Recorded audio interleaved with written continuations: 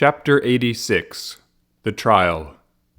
At 8 o'clock in the morning, Albert had arrived at Beauchamp's door.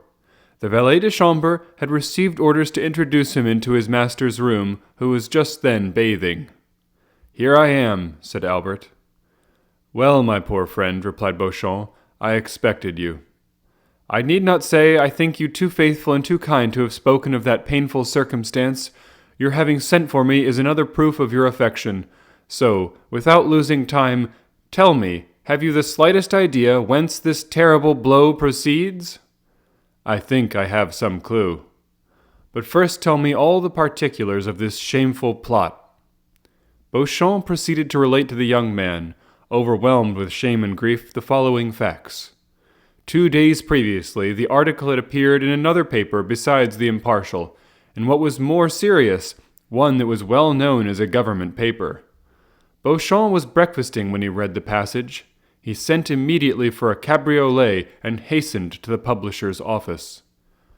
Although professing diametrically opposite principles from those of the editor of the accusing paper, Beauchamp, as it sometimes, we may say often, happens, was his intimate friend. The editor was reading with apparent delight a leading article in the same paper on beetroot sugar, probably a composition of his own. "Ah, pardieu," said Beauchamp. "With the paper in your hand, my friend, I need not tell you the cause of my visit." "Are you, perchance, concerned in the sugar question?" asked the editor of the ministerial paper. "No," replied Beauchamp, "I have not considered the question. A totally different subject interests me." "What is it?" "The article relative to Morcerf." "Indeed! Is it not a curious affair?" "So curious that I think you are running a great risk of a prosecution for defamation of character." "Not at all. We have received with the information all the requisite proofs, and we are quite sure Monsieur de Morcerf will not raise his voice against us. Besides, it is rendering a service to one's country to denounce those wretched criminals who are unworthy of the honor it bestows on them." Beauchamp remained thunderstruck. "Who, then, has so correctly informed you?" asked he. "For my paper, which had announced the subject, has been obliged to stop for want of proof, and yet we are more interested than you in exposing Monsieur de Morcerf, as he is a peer of France, and we are of the opposition." "Oh, that is very simple. We have not sought to scandalize. This news was brought to us. A man arrived yesterday from Yanina bringing the formidable bundle, and, as we hesitated to publish the accusatory article, he told us it would be inserted in some other paper." Beauchamp understood that nothing remained but to submit, and left the office to dispatch a courier to Morcerf. But he had been unable to send to Albert the following particulars, as the events had transpired after the messenger's departure, namely, that the same day a great agitation was manifest in the House of Peers among the usually calm groups of the noble assembly. Every one had arrived almost before the usual hour, and was conversing on the melancholy event which was to attract the attention of the public towards one of their most illustrious members. Some were perusing the article, others making comments and recalling circumstances which substantiated the charges still more. The Count was no favorite with his colleagues. Like all upstarts, he had had recourse to a great deal of haughtiness to maintain his position. The true nobility laughed at him, the talented repelled him, and the honorable instinctively despised him. Such were the extremities to which the Count was driven. The finger of God once pointed at him, everyone was prepared to raise the hue and cry after him. The Count de Morcerf alone was ignorant of the news. He did not take in the paper containing the defamatory news, and had passed the morning in writing letters and in trying a horse. He arrived at his usual hour with a proud look and insolent demeanor. He alighted, passed through the corridors, and entered the house without observing the hesitation of the doorkeepers or the coolness of his colleagues. Business had already commenced half an hour when he entered. Everyone held the accusing paper, but as usual no one liked to take upon himself the responsibility of the attack. At length an honorable peer, Morcerf's acknowledged enemy, ascended the tribune with that solemnity which announced the expected moment had arrived. There was an imposing silence. Morcerf alone knew not why such profound attention was given to an orator who was not always listened to with so much complacency. The Count did not notice the introduction, in which the speaker announced that his communication would be of such vital importance that it demanded the undivided attention of the House. But at the names Yanina and Colonel Fernand, he turned so awfully pale that every member shuddered and fixed his eyes upon him. Moral wounds have this peculiarity. They conceal themselves but never close. Always painful, always ready to bleed when touched, they remain fresh and open in the heart. The article having been read during this painful silence, it was only then disturbed by a universal shudder, and immediately restored when the orator resumed. He stated his scruples and the difficulties of the case.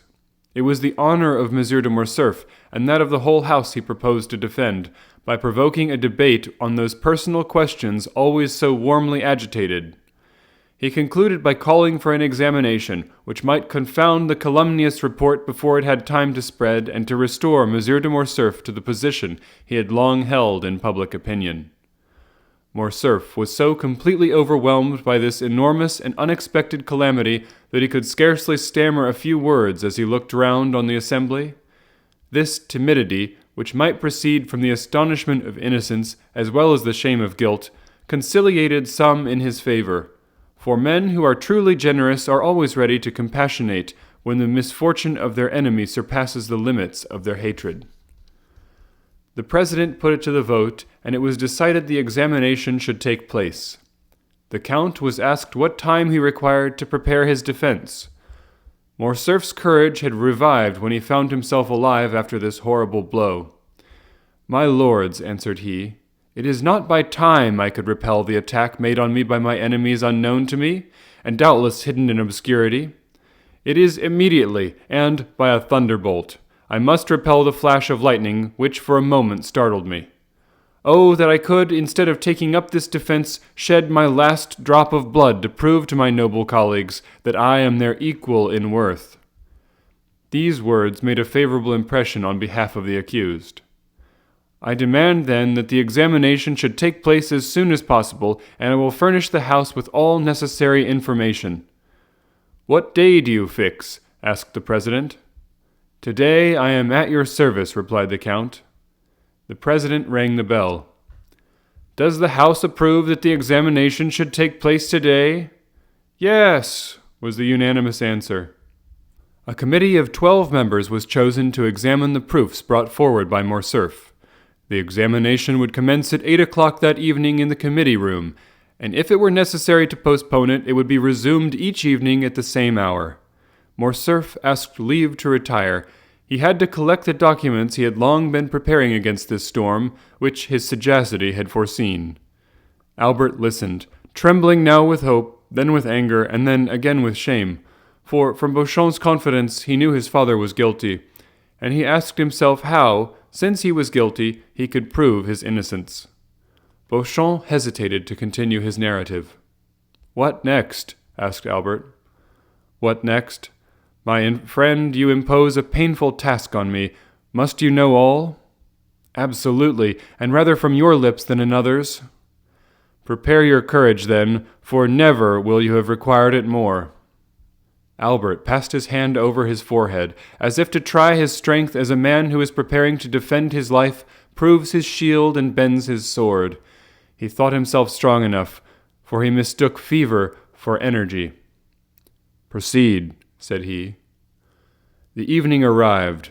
All Paris was in expectation. Many said your father had only to show himself to confound the charge. Many others said he would not appear, while some asserted they had seen him start for Brussels, and others went to the police office to inquire if he had taken out a passport. I used all my influence with one of the committee, a young peer of my acquaintance, to get introduced into a sort of gallery. He called for me at 7 o'clock, and before anyone had arrived, asked one of the doorkeepers to place me in a box. I was concealed by a column, and might witness the whole of the terrible scene which was about to take place. At 8 o'clock all were in their places, and M. de Morcerf entered at the last stroke. He held some papers in his hand. His countenance was calm and step-firm, his dress particularly nice, and according to the ancient military costume, buttoned completely up to the chin. His presence produced a good effect. His committee was composed of liberal men, several of whom came forward to shake hands with him. Albert felt his heart bursting at these particulars, but gratitude mingled with his sorrow. He would gladly have embraced those who had given his father this proof of esteem at a moment when his honor was so powerfully attacked. At this moment, one of the doorkeepers brought in a letter for the president. "You are at liberty to speak, Monsieur de Morcerf," said the president, as he unsealed the letter. And the count began his defense, I assure you, Albert, in a most eloquent and skilful manner. He produced documents proving that the vizier of Yanina had, to the last moment, honored him with his entire confidence, since he had entrusted him with a negotiation of life and death with the emperor. He produced the ring, his mark of authority, with which Ali Pasha generally sealed his letters, and which the latter had given him that he might, on his return at any hour of the day or night, or even in his harem, gain access to him. Unfortunately, the negotiation failed, and when he returned to defend his benefactor, he was dead. But, said the count, so great was Ali Pasha's confidence that on his deathbed he resigned his favorite mistress and her daughter to my care. Albert started on hearing these words. The history of Heidi recurred to him, and he remembered what she had said of that message and the ring, and of the manner in which she had been sold and made a slave. "And what effect did this discourse produce?" anxiously inquired Albert. "I acknowledge it affected me, and indeed all the committee also," said Beauchamp. Meanwhile, the president carelessly opened the letter which had been brought to him, but the first lines aroused his attention. He read them again and again, and fixing his eyes on Monsieur de Morcerf.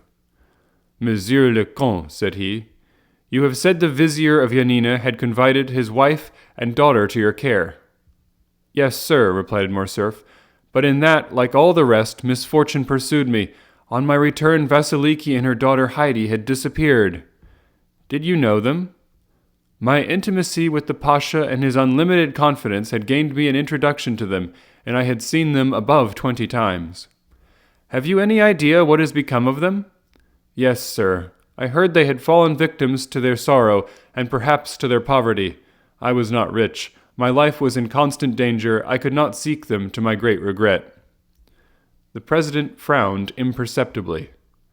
"Gentlemen," said he, "you have heard Monsieur le Comte de Morcerf's defense. Can you, Monsieur le Comte, produce any witnesses to the truth of what you have asserted?" "Alas, no, sir," replied the count. "All those who surrounded the vizier, or who knew me at his court, are either dead or scattered. Alone, I believe, of all my countrymen, I survived that dreadful war. I have only the letters of Ali Tepelini, which I placed before you, the ring, a token of his goodwill, which is here, and lastly, the most convincing proof I can offer, namely, after an anonymous attack, the absence of all witnesses against my veracity and the purity of my military life." A murmur of approbation ran through the assembly, and at this moment, Albert, had nothing more transpired, your father's cause had been gained. It only remained to put it to the vote, when the president resumed, "Gentlemen, and you, Monsieur le Comte, you will not be displeased, I presume, to listen to one who calls himself a very important witness, and who has just presented himself. He is, doubtless, come to prove the perfect innocence of our colleague.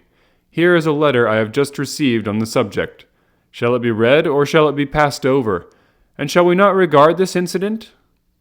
Monsieur de Morcerf turned pale, and clenched his hands on the papers he held.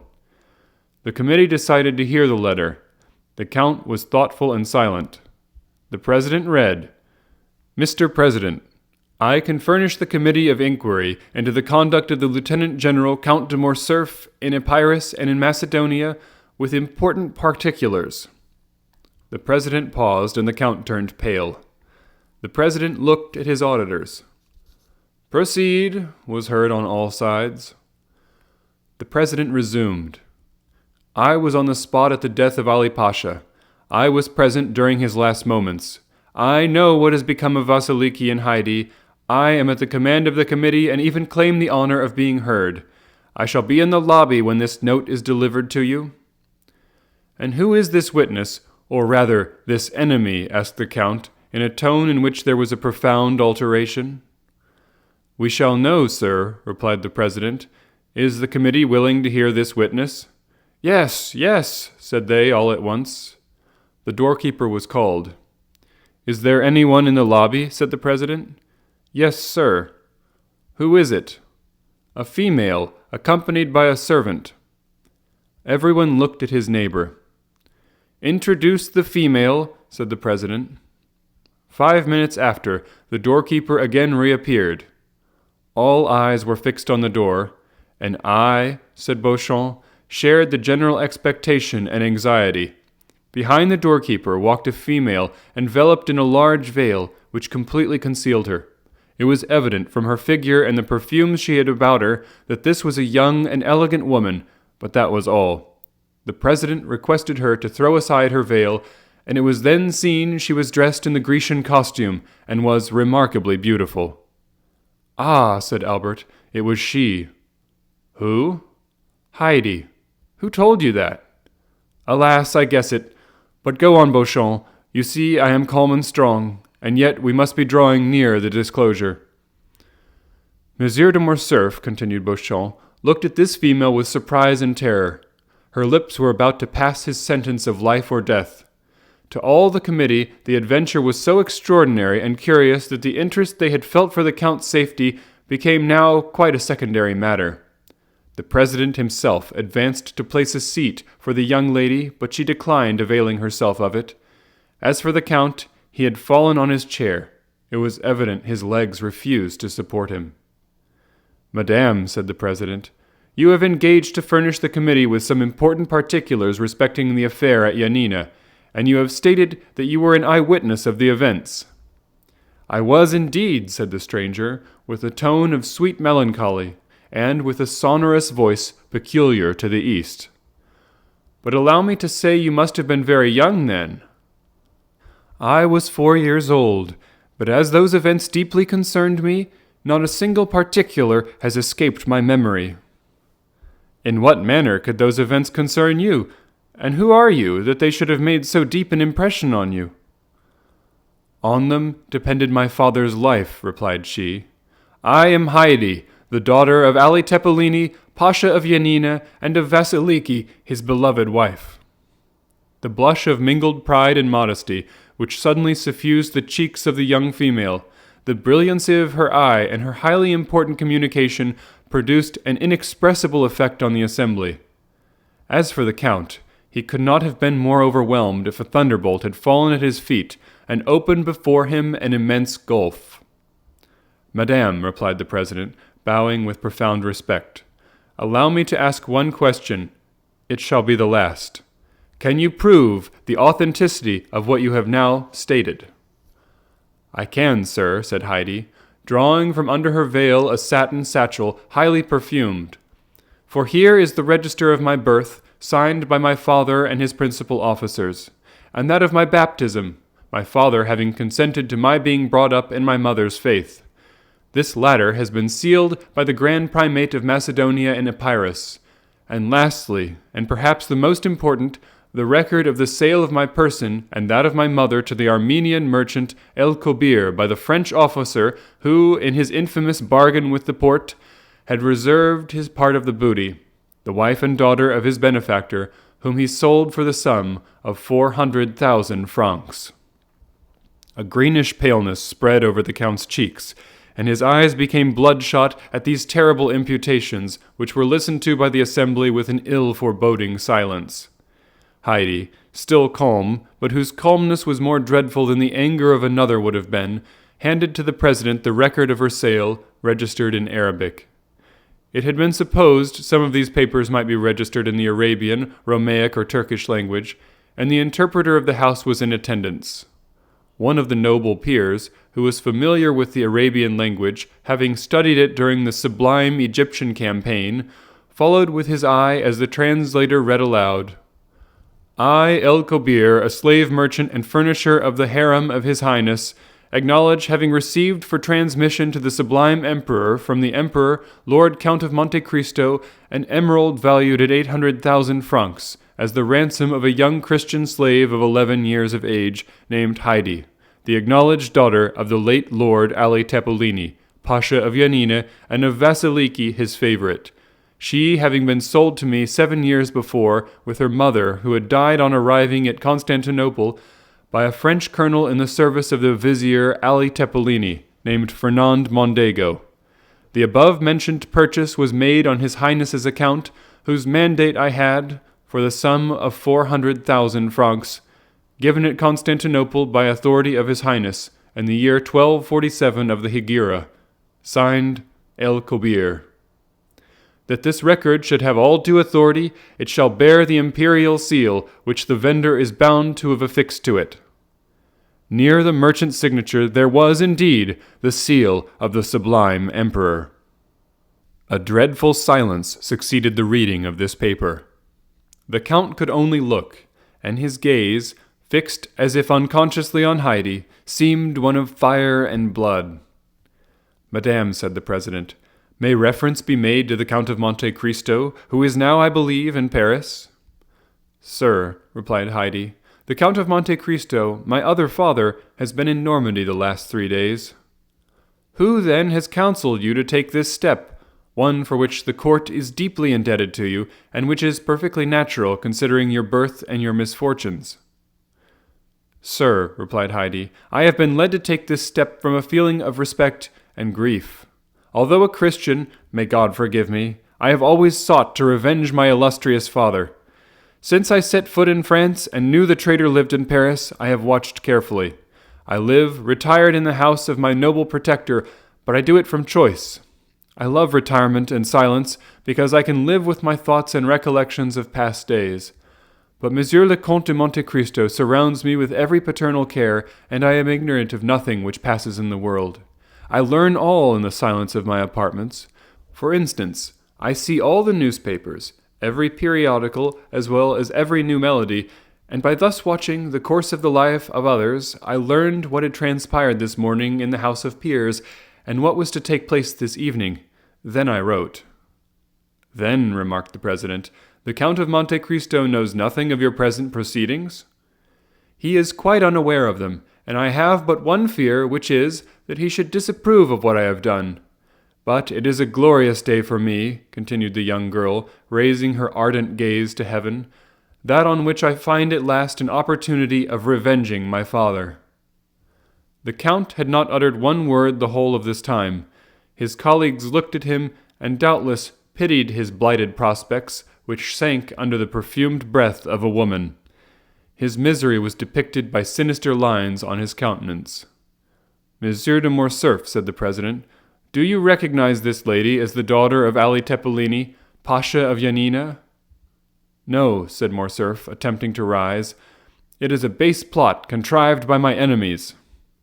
Heidi, whose eyes had been fixed upon the door as if expecting someone, turned hastily, and seeing the Count standing, shrieked. "You do not know me?" said she. "Well, I fortunately recognize you. You are Fernand Mondego, the French officer who led the troops of my noble father. It is you who surrendered the castle of Yanina. It is you who, sent by him to Constantinople to treat with the emperor of the life or death of your benefactor, brought back a false mandate granting full pardon. It is you who, with that mandate, obtained the Pasha's ring, which gave you authority over Selim, the fire-keeper. It is you who stabbed Selim. It is you who sold us, my mother and me, to the merchant El Kobir.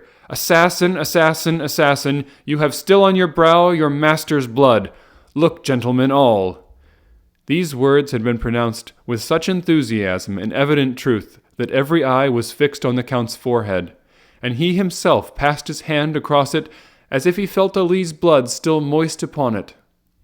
"You positively recognize Monsieur de Morcerf as the officer Fernand Mondego?"